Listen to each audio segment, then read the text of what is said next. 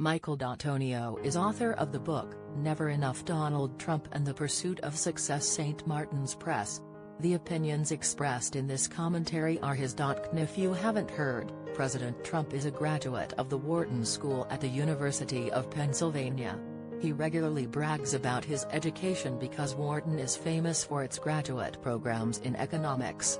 What he doesn't mention is that he was not a graduate student at Wharton, but a lowly undergrad at Penn, which, in fairness, is a prestigious school. But we don't need this key detail to recognize that he is a few credits short of an advanced understanding of economics. Consider, for example, the issue of trade.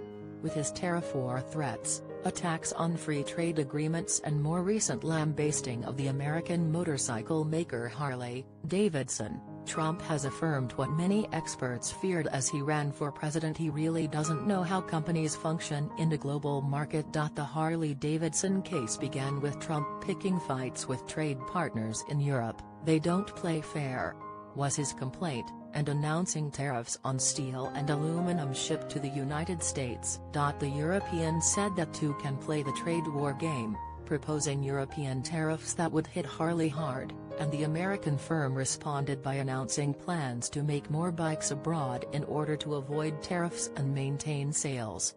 Because he takes everything personally, Trump's reaction included threatening that Harley will be taxed like never before.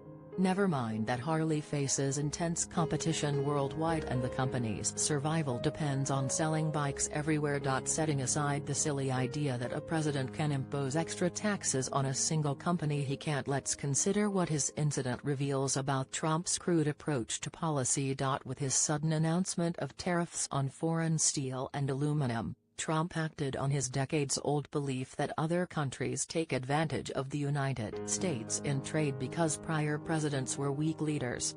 He bypassed the kind of careful study that those same cautious presidents devoted to policy and confirmed that he is an abjectly poor student of economics.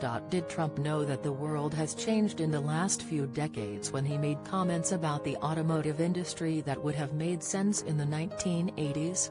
When considering a tariff on steel and aluminum, did he consider how prices would be affected by higher manufacturing costs incurred by U.S. firms using these materials? Did he have a sense of how many jobs could be lost if these costs were to make manufacturing certain products in the United States an impracticality? Today, orders for sales of American soybeans to China have fallen sharply. Jack Daniels is facing an uncertain future due to potential EU tariffs on American liquors, and at Mid-Continent Nail, America's largest nail manufacturer, layoffs have already begun. The negative consequences already arising from the trade wars Trump started could worsen if he follows through on threats to kill the North American Free Trade Agreement. Trump is using a hammer to deal with a fly, attacking the whole sweeping open trade arrangement instead of seeking improvements that are widely supported. As a billionaire, Trump could be forgiven for not knowing how NAFTA keeps prices on U.S. supermarkets down. However, he should be able to get information on the pluses and minuses of trade from his Commerce Secretary, Wilbur Ross, or his trade advisor, Peter Navarro. Wait a minute. That won't work. Ross and Navarro were the two authors of a paper on economic policy that made the bizarre argument that trade deficits, by importing more than we export, subtract from a nation's economic growth. They suggest that a solution would be increasing exports and reducing imports, but imports are not expendable commodities in an economy. To understand why, consider an oil-poor country that imports fuels to power its industries. The imports cause a trade deficit.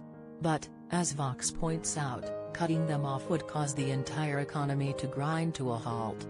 In this imaginary scenario, as in the real world, imports are not the enemy of a healthy economy. As with so many issues, the balance of trade is not the simple matter the Trump team suggests it is. If Ross and Navarro are the masterminds behind the tariffs, then the president is listening to the wrong guys. Of course, he lost his best economic advisor, Gary Cohn, who worked in finance and seemed to at least understand that America exists in a truly global economy. In fact, The biggest risk Trump is taking as he bullies and alienates allies and rivals is that the world will move on without the United States. This may be happening already, as Pacific region countries make